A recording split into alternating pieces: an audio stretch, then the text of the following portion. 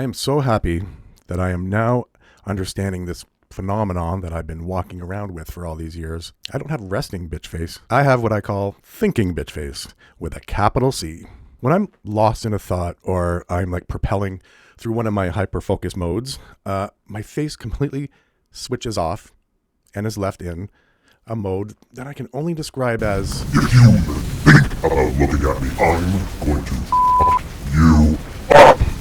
it has served me well in a lot of ways. Like, for example, while I'm out puttering around, maybe running some errands, I am 100% locked into my fantasy world up here in my brain. And as always, I'll have on my headphones with music blasting at 11 and watching my self-made music videos of my life just playing off in my head. And I am happier than a pig in but on the outside, dude, look out, because my face says, How dare you look at me?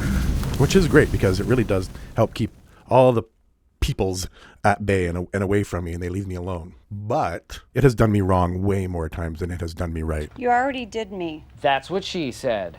Mostly in my work too. I've been lucky, and actually I've also been really smart by taking one of my special interests that I love to hyper focus on, and I turned it into my work. I run my own interior design company, which allows me to be my over-the-top creative me. I actually get to be paid to hyper focus and create and just come up with all these amazing ideas and get lost in that magical world that lives up here in my brain. So while I'm working, I tend to fall into a hyper focus a lot, but sometimes that happens in front of a client. Let me explain. This is just one example of a scenario that happens very often to me. Actually, maybe I should be saying that happens very often to unsuspecting victims of my face. This actually just happened a couple days ago. So a meeting was called on a job site that was already up and running and in motion. And the client was second guessing the layout of all the custom cabinetry that was already at like 85% installed. Okay, cool. So I show up and the contractor's there, and the contractor has one of the team members with them, and the homeowner's there as well. And already I can feel that my brain's getting ready. It's warming up. It's getting its stretches in. Ooh, ooh, ooh, because it knows that this is going to really need some cool, fun, hyper-focusing and creative problem solving, which is, I love, which is it's so fun to me. But that also means that it's already starting to steal energy resources from my meet the client mask that I'm wearing. So on the inside, I'm very like, hey, everybody, what's up? Hey, how's it going? I'm super happy inside to see everybody.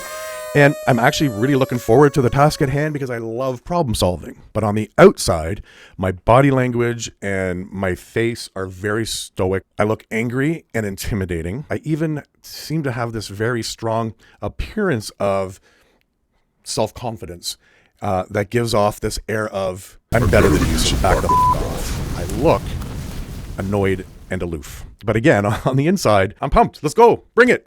Yeah. So we go in, and the client is walking through all of her concerns, showing us what she's second guessing. And in my head, I'm analyzing and I'm watching, and I've gone into Minority Report mode. I'm trying to come up with all of the alternate possibilities, everything that we could try and maybe figure this out and fix it and make her happy. I'm grabbing all these cabinets and I'm switching them around, move this here, changing the size, move it. Oh, what about bring this down, eliminate that one. But all of this is just happening inside my head. Nobody can see or hear this. I can actually see the 3D software that I use to build all of my designs working its magic up here, shifting, moving, resizing.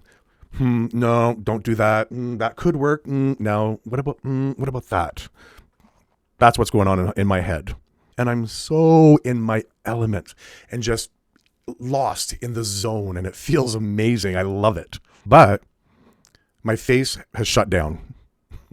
It's disconnected. The mask has been completely switched off. Kind of like in that video game No Man's Sky, where you need to reroute energy resources from your weapons of your starship and put it towards the hyperdrive, because a hyperdrive needs way more power to function. But you only have a finite amount of energy resources, and there isn't enough to run both your weapons and your hyperdrive at the same time. I need to redistribute my spoons. There's only so much energy that I have each day, and my hyper-focus problem solving needs all of it right now. So sorry, face, but we need to shut you down. And my face then shifts into autopilot, which by default has a very angry and disgusted look to it. But again, inside, baby, it's glorious. Chef's kiss. The hyperfocus or the hyperdrive part of my brain is blasting through the galaxy at warp speed. I am in my zone. But then the client said, what if we were to extend the countertop of the peninsula to create like a new dining table? Now, typically, while I'm locked in this warp speed zone, especially on a site, on a work site, I'm not really hearing what other people are saying. Like my brain's pretty good at keeping all that extra buzz and talking at bay. But it seems to be able to recognize that, hey, somebody just said something interesting over there. Like this client had just said, what if we were to extend the countertop of the peninsula to create a new dining table? And my brain snatches that idea and it wraps it into the whole process. Inside, I'm like, oh, wait, that could work. Hey, yeah, that was a really good idea.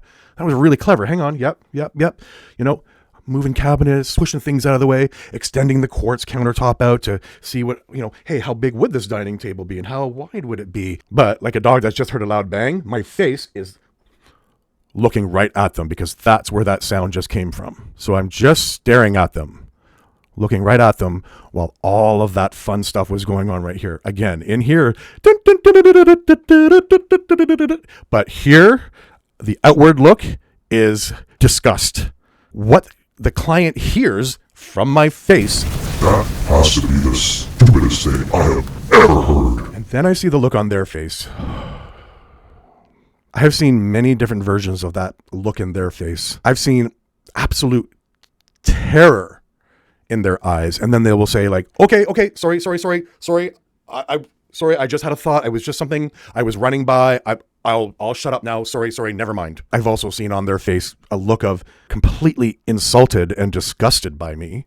But my least favorite, dude, I have seen hurt, embarrassment, and shame on their face. And this one just kills me every time. Stereotypically, autistic people are thought to have no empathy. And I promise you that is not true, by the way. That needs to be a whole other video on its own. I have an overabundance of empathy. So when this look on their face of hurt and embarrassment and shame, and I'm the one that caused it, gutted. Oh, my heart just shatters into like a million little pieces. My eyes fill up with tears, and oh my God, it's awful. I just feel like crap. And then I have to snap out of hyperdrive, put the energy resources back into my face and bring it back to a relatively happy face, jump into apology mode and be like, oh my God, sorry, please. No. I know that my face just looked super angry at that moment, but please believe me, I was just lost in thought and just trying to work out the idea. Your idea is really good, but I just need to be able to see it. So that's all I was doing. Please understand. And this happens very often. Every time, every client, it happens at least one time. It's happened so often that I'm at the stage now where when I'm first meeting a potential client or a new client, at that very first meeting, I have to make sure that I make a point of saying, please, before we begin, just a warning, I need you to know, please ignore my face. You better like and subscribe!